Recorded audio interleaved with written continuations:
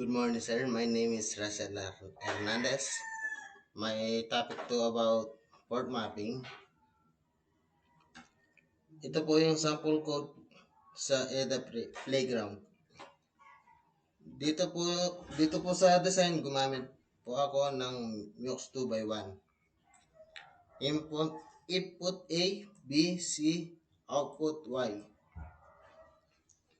Dito naman po sa test bench, ito po yung code sa ginawa para run ko na po.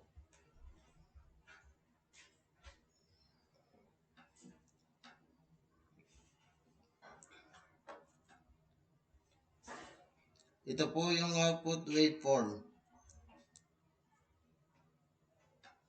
Thank you po, sir.